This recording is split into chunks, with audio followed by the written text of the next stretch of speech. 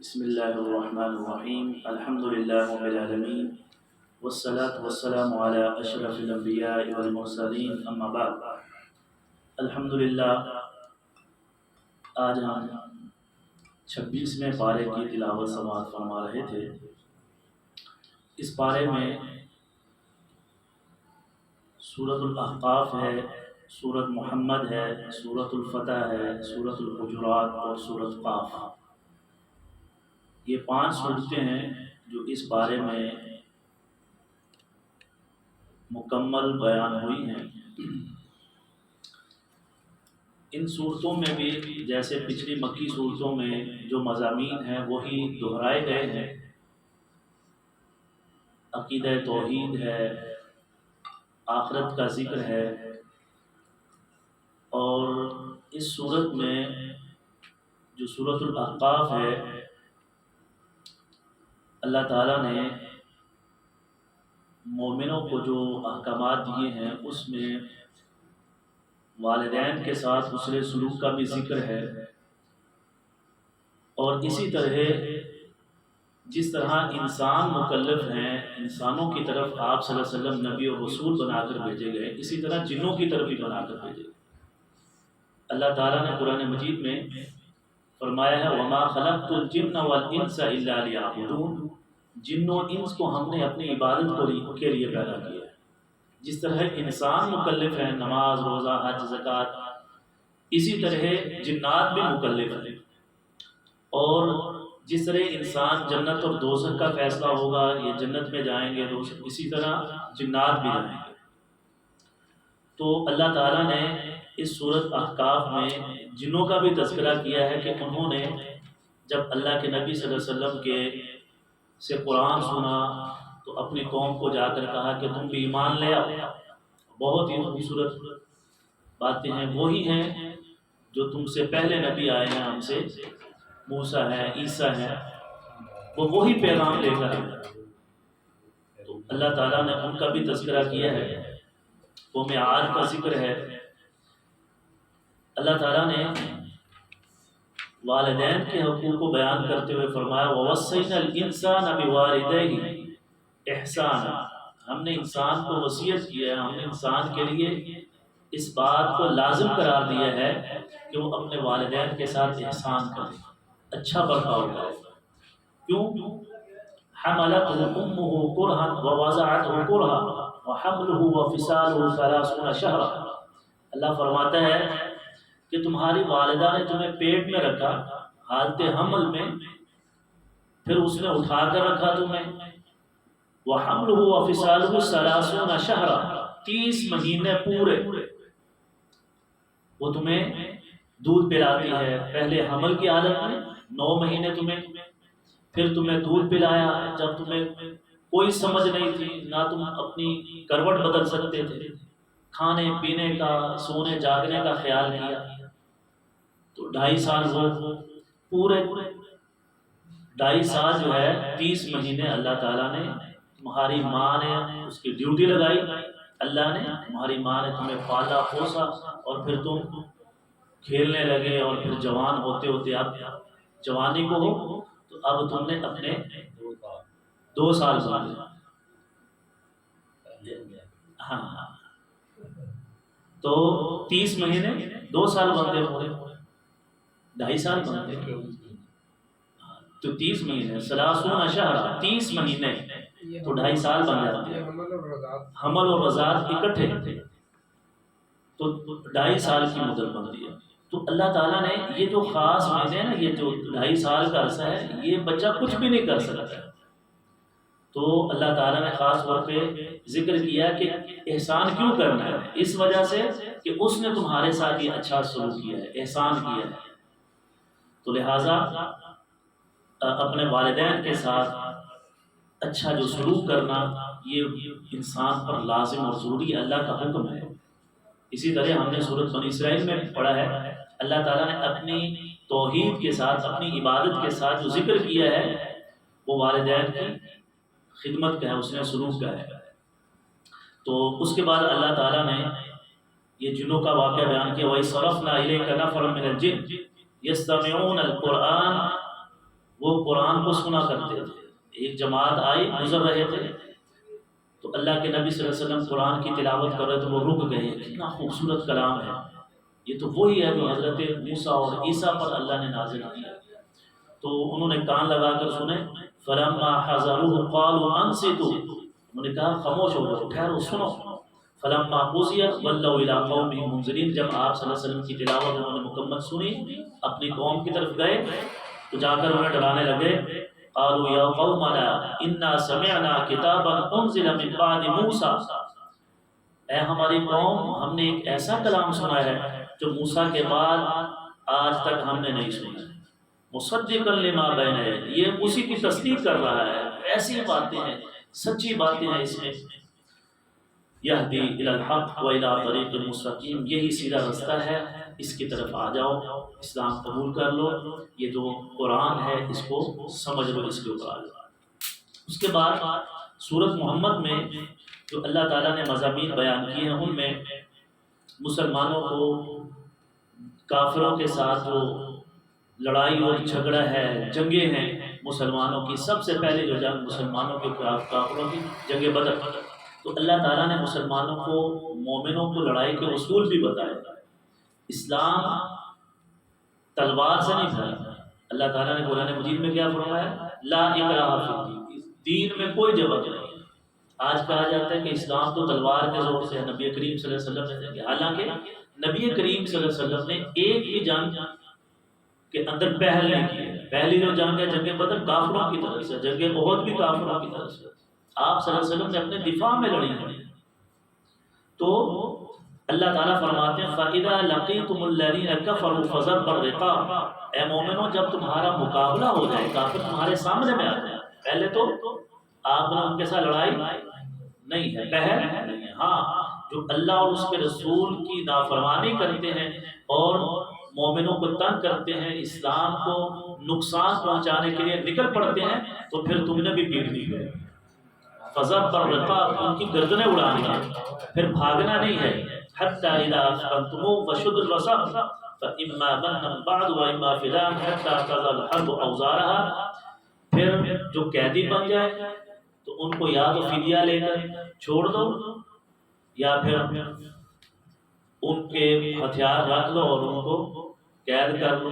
جیسا کہ اللہ تعالیٰ نے پچھلے بھی مقامات پر فرمایا ہے کہ اگر قیدی آ جائیں جنگ بدر میں، اللہ کے نبی صلی اللہ علیہ وسلم کو اختیار تھا کہ آپ ان کے ساتھ جیسا مرضی سلوک کریں، تو رسول اللہ صلی اللہ علیہ وسلم نے ان سے فدیہ لے کر انہیں چھوڑ دیا. آپ صلی اللہ علیہ وسلم نے کہا جو پیسہ دے دے یا مسلمانوں کے 10 مسلمانوں کو لکھنا پڑھنا سکھا دے تو وہی اس کا فدیہ، اس کو آزادی مل جائے گی. لیکن اس کے باوجود نبی کریم صلی اللہ علیہ وسلم نے جو جنگ کے اصول بیان کیے، جو اللہ تعالیٰ فرمایا کہ اگر کسی بھی علاقے پر آپ نے حملہ کرنا ہے، مسلمانوں کو حکم دیا تو پہلے وہاں پر دیکھیں کہ اذان ہوتی ہے، انہیں دین کی دعوت دی جائے، اسلام قبول کر لیں. اسلام قبول کر لیں تو وہ ہمارے بھائی، کوئی لڑائی نہیں. اور اگر اسلام قبول نہیں کرتے پھر انہیں کہیں کہ آئے ہمارے ساتھ مقابلہ کریں، جو جیت جائے گا اسی کی حکومت ہوگی. اور آپ صلی اللہ علیہ وسلم نے فرمایا بچوں کو قتل نہیں کیا جائے گا، عورتوں کو قتل نہیں کیا جائے گا، بوڑھوں کو قتل نہیں کیا جائے گا، جو ان کی عبادت گاہیں ہیں ان کو نقصان نہیں پہنچایا جائے. اتنے اصول اتنی خوبصورتی کے ساتھ اگر لڑائی بھی کرنی ہے تو اس میں بھی ظلم نہیں ہونا چاہیے. جو لڑائی کے لیے نکلے ان کو مارو اور پھر ان کو چھوڑنا بھی نہیں ہے، ان کی گردنیں اڑا دیا. اور ایک جگہ پر اللہ تعالیٰ نے فرمایا وَضْرِبُوهُمْ كُلَّ بَنَانٍ، ان کے جوڑ جوڑ کاٹو جو کافر ہیں.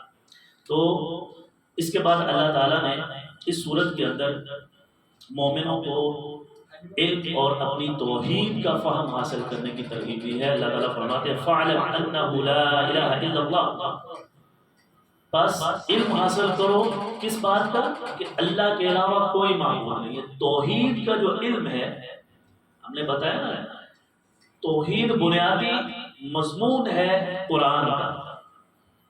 اللہ فرماتے ہیں اے مومنوں، اے مسلمانوں، تم علم حاصل کرو.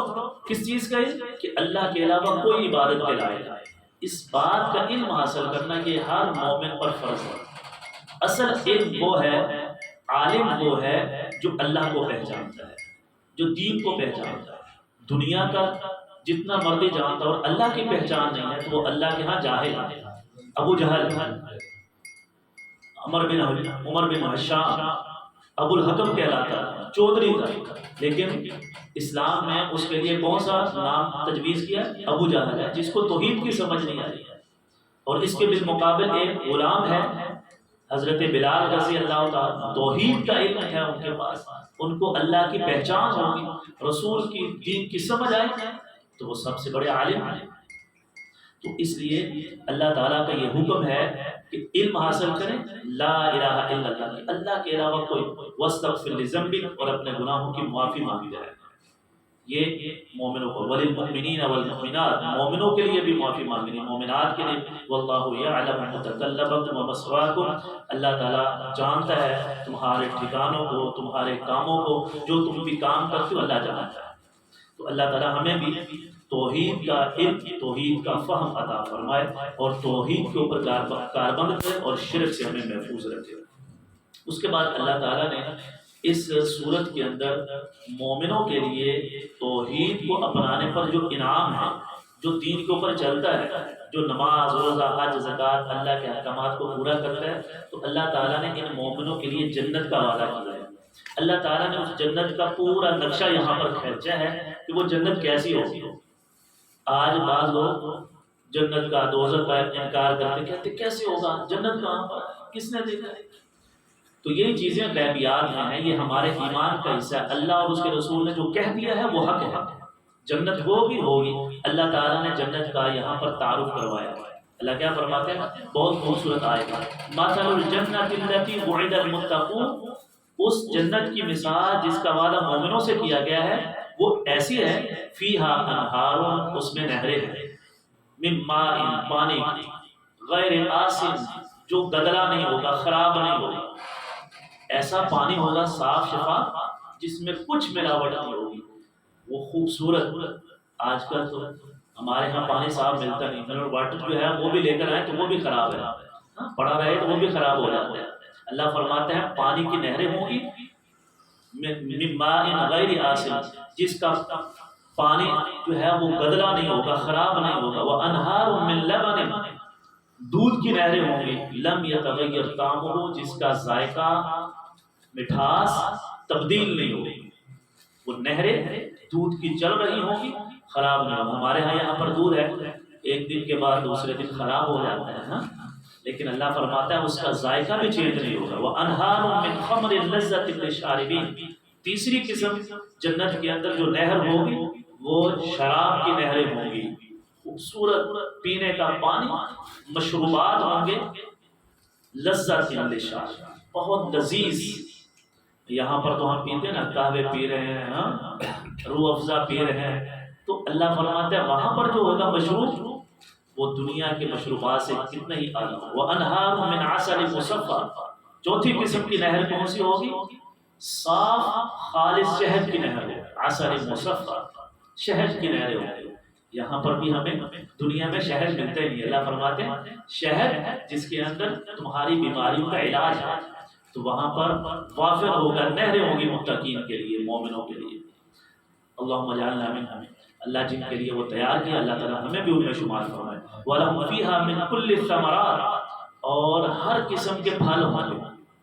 یہ چار قسم کی نہریں ہیں، دودھ کی ہے، پانی کی ہے، شراب کی، مشروبات کی ہے، شہد کی، اور من کل الثمرات، ہر قسم کے پھل ہوں گے۔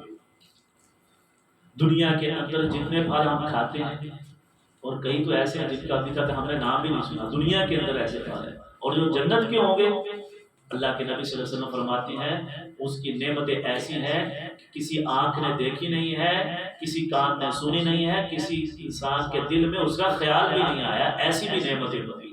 اللہ تعالیٰ ہمیں بھی وہ نعمتیں، ومغفرۃ من ربہم، اور آخر میں اللہ فرماتے ہیں مومنوں کے لیے بخشش ہوگی، عام معافی ہوگی ان کے رب کی طرف سے۔ اگر کسی مومن سے کوئی لغزش ہوگی، جیسے ہم نماز پڑھتے ہیں، روزے رکھتے ہیں، ہم سے کتنی غلطیاں ہو جاتی ہیں، اللہ فرماتا ہے جو پکا مومن ہوگا، توحید کے اوپر ہوگا، میری عبادت خالص کر آئے گا، تو اس کی اگر چھوٹی موٹی غلطیاں بھی ہوں گی تو میں ان سے درگزر فرماؤں گا اور ان کو معاف فرماؤں گا۔ اللہ تعالیٰ ہمیں بھی ان جنتوں کا وارث بنائے۔ اس کے بعد سورۃ الفتح ہے۔ سورۃ الفتح کے نام ہی سے ہے، ظاہر ہے یہ سورت جو ہے بعض کہتے ہیں مدنی ہے، بعض مکی ہے۔ تو مکی اور مدنی صورتوں کی جو تقسیم ہے وہ یہ ہے کہ ہجرت سے پہلے جو نازل ہوئی ہیں وہ مکی صورتیں، اور ہجرت کے بعد جو نازل ہوئی ہیں وہ مدنی صورتیں، چاہے وہ مکہ کے اندر ہی ہوئی۔ سورۃ الفتح کی کچھ آیات فتح مکہ کے موقع پر نازل ہوئی، تو اس لیے بعض کہتے ہیں یہ مکی صورت ہے، بعض کہتے ہیں مدنی ہے۔ تو لہٰذا اس میں فتح مکہ کا ذکر ہے۔ اللہ تعالیٰ نے آغاز ہی میں فرمایا انا فتحنا لک فتحا مبینا، ہم نے آپ کو فتح دی۔ تو یہ فتح کون سی ہے؟ فتح مبین، فتح مکہ ہے۔ اللہ کے نبی صلی اللہ علیہ وسلم جب ہجرت مکہ کی طرف نکلے ہیں، آپ نے عمرہ کیا ہے، کی نیت سے نکلے تو کافروں نے روک دیا، بیعت رضوان ہوئی، اللہ کے نبی صلی اللہ علیہ وسلم نے صحابہ اکرام سے بیعت لی۔ جب حضرت عثمان رضی اللہ تعالیٰ کو بھیجا کافروں سے، مشرکین مکہ سے بات چیت کرنے کے لیے، تو افواہ پھیلا دی کہ اللہ کے نبی صلی اللہ علیہ وسلم کے سفیر حضرت عثمان کو شہید کر دیا۔ تو آپ صلی اللہ علیہ وسلم نے فرمایا میں اس وقت تک واپس نہیں جاؤں گا جب تک کہ حضرت عثمان کا بدلہ نہ لیا جائے۔ تو آپ صلی اللہ علیہ وسلم نے وہاں پر بیعت لی، اور وہیں پر اللہ کے نبی صلی اللہ علیہ وسلم نے مومنوں سے اپنے ہاتھ پر بیعت لی۔ لقد رضی اللہ عن المؤمنین اذ یبایعونک تحت الشجرۃ، ایک درخت کے نیچے آپ صلی اللہ علیہ وسلم بیٹھے ہیں، صلح حدیبیہ جس کو بھی ہم جانتے ہیں۔ تو آپ صلی اللہ علیہ وسلم نے بیعت کی کہ اس وقت تک ہم واپس آئیں، تو صحابہ اکرام نے بیعت کی۔ تو اللہ تعالیٰ فرماتا ہے ہم بھی وہیں پر تھے، ہم بھی اسی میں شامل تھے۔ هو الذي كف أيديهم عنكم وأيديكم عنهم ببطن مكة من بعد أن أسفركم عليهم وكان الله بما تعملون بصيرا۔ پھر اللہ تعالیٰ نے اسی صورت میں یہ بیعت رضوان کا تذکرہ کیا ہے۔ اس کے بعد آپ صلی اللہ علیہ وسلم کے جو جانثار ہیں ان کے کچھ اوصاف کا تذکرہ کیا ہے کہ محمد الرسول اللہ والذین معه اشداء علی الکفار، مومنوں کے جو ساتھی ہیں، جو اللہ کے نبی صلی اللہ علیہ وسلم کے ایک آواز پر سارے اکٹھے ہو گئے ہیں لڑنے کے لیے، مرنے کے لیے، جان کی بازی لگانے کے لیے۔ اللہ فرماتا ہے میں نے دیکھ لیا ہے کہ محمد الرسول اللہ اور اس کے جو ساتھی ہیں کافروں کے لیے بہت سخت ہیں، رحماء بینہم، آپس میں بڑے نرم دل ہیں، تراہم رکعا سجدا یبتغون فضلا من اللہ، وہ سجدے کے اندر، قیام کے اندر رہتے ہیں، اللہ کی عبادت میں مصروف رہتے ہیں۔ تو آپ صلی اللہ علیہ وسلم کے ساتھیوں کا اور صحابہ اکرام کا تذکرہ ہے۔ اللہ تعالیٰ نے ایک ایک ان کا نشانی، ان کا ایک ایک لمحہ جیسے وہ زندگی میں گزاری ہے اللہ تعالیٰ نے وہ بھی بیان کیا ہے۔ تو یہ نبی کریم صلی اللہ علیہ وسلم کے جو جانثار صحابہ ہیں ان کے کامل ایمان کی نشانی ہے کہ اللہ تعالیٰ ان کی گواہی دے رہا ہے۔ اللہ فرماتا ہے ہم ان سے راضی ہو، فضلا من اللہ ورضوان، اللہ تعالیٰ کی رضا ہے، اللہ ان سے راضی ہے۔ آج صحابہ اکرام کے بارے میں کہا جاتا ہے کہ فلاں صحابی منافق ہے، نعوذ باللہ من ذلک، اللہ تعالیٰ فرما رہا ہے رضی اللہ عنہم ورضوا، میں ان سے راضی ہو گیا۔ تو تمام صحابہ اکرام جنہوں نے نبی کریم صلی اللہ علیہ وسلم کو ایمان کی حالت میں دیکھا، ایمان کی حالت میں ان کا انتقال ہوا ہے، اس دنیا سے گئے ہیں، تو تمام صحابہ ہمارا یہ عقیدہ ہے وہ مومن ہیں، وہ اللہ کے ہاں جنتوں کے مہمان ہیں۔ اللہ تعالیٰ نے تمام صحابہ اکرام کے بارے میں فرمایا۔ اس کے بعد سورۃ الحجرات ہے، اس میں بہت ہی خوبصورت احکام ہے۔ سورۃ الحجرات میں اللہ تعالیٰ نے آغاز میں آپ صلی اللہ علیہ وسلم کی تعظیم، عزت، آپ صلی اللہ علیہ وسلم کے آداب، کہ آپ صلی اللہ علیہ وسلم کے ساتھ بات کرنی ہو تو کیسے کرنی ہے، مومنوں کو پورا طریقہ سکھایا۔ یا ایھا الذین آمنوا لا ترفعوا اصواتکم فوق صوت النبی، نبی کریم صلی اللہ علیہ وسلم کی آواز سے بلند اپنی آواز نہ کریں۔ تو اس کے شان نزول کے بارے میں آتا ہے کہ ایک مرتبہ حضرت ابوبکر اور حضرت عمر فاروق رضی اللہ تعالیٰ عنہ آپ صلی اللہ علیہ وسلم کی مجلس میں بیٹھے ہیں، آپ صلی اللہ علیہ وسلم نے کوئی بات کی تو حضرت ابوبکر نے کہا کہ فلاں کو حاکم مقرر کر دیا جائے، امیر مقرر کر دیا جائے۔ حضرت عمر فاروق کہنے لگے فلاں صحابی کو کر دیا جائے۔ اسی بات میں آپس میں تھوڑی سی آواز بلند ہوئی تو اللہ تعالیٰ نے یہ آیات نازل فرما دی، فرمایا کہ اے مومنو اپنی آوازوں کو نبی کریم صلی اللہ علیہ وسلم کے سامنے نیچا رکھا کریں، بلند نہ کیا کریں۔ تو صحابہ کرام کہتے ہیں اس کے بعد حضرت عمر فاروق رضی اللہ عنہ اتنی آہستہ بات کیا کرتے تھے کہ پوچھنا پڑتا تھا کہ آپ نے کیا کہا۔ تو اللہ کے نبی صلی اللہ علیہ وسلم کے سامنے اب یہ حکم اب بھی ہمارے لیے ہے۔ اب کیا ہے، جب اللہ اور اس کے رسول کی بات ہو رہی ہو تو تب بھی خاموشی کے ساتھ سننا چاہیے۔ نبی کریم صلی اللہ علیہ وسلم کی باتیں، احادیث بیان ہو رہی ہوں، قرآن پڑھا جا رہا ہو، تو اللہ تعالیٰ نے ہمیں یہ آداب سکھائے ہیں کہ خاموشی سے توجہ کے ساتھ سنا جائے۔ اسی طرح اللہ تعالیٰ نے مومنوں کو یہ بھی حکم دیا ہے، یا ایھا الذین آمنوا ان جاءکم فاسق بنبأ فتبینوا، اے مومنوں تمہارے پاس کوئی خبر لے کر آئے تو اس کی جانچ پرکھ کر لیا کرو، یہ نہ ہو کہ انجانے میں تمہیں کوئی نقصان پہنچ جائے، کوئی افواہ پھیلاتا ہے۔ تو صحابہ اکرام کے اس میں بھی ہے کہ آپ صلی اللہ علیہ وسلم کے پاس ایک آدمی آیا کوئی بات لے کر، تو صحابہ اکرام نے تلواریں نکالی، تو آپ صلی اللہ علیہ وسلم کو کہا کہ جب بھی کوئی خبر آئے، منافق دیکھو مومن ہے منافق ہے کیسی خبر ہے پہلے تحقیق کر لیں، یہ نہ ہو نکل پڑو اور جنگ کے لیے تیار ہو جاؤ، ایسا نہیں ہے۔ اور آج بھی ہمیں کوئی بھی خبر آئے تو اس کی تحقیق کر لینا چاہیے۔ آج تو میڈیا جھوٹی خبریں پھیلا رہے ہیں، لڑائی جھگڑے، قتل و غارت عام ہے۔ تو اللہ تعالیٰ ہمیں جو ہے ان احکامات پر بھی عمل کی توفیق عطا فرمائے۔ اس کے بعد اللہ تعالیٰ نے مومنوں کو کچھ آداب اور سکھائے ہیں۔ انما المؤمنون اخوہ، مومن آپس میں بھائی بہن ہیں، اخوت بھائی چارے کا درس دیا ہے۔ اسی طرح اللہ تعالیٰ فرماتے ہیں یا ایھا الذین آمنوا لا یسخر قوم من قوم، اے مومنوں آپس میں ایک دوسرے کا مزاح نہ اڑاؤ، ٹھٹھا نہ کرو، ایک دوسرے کو بے عزت نہ کرو۔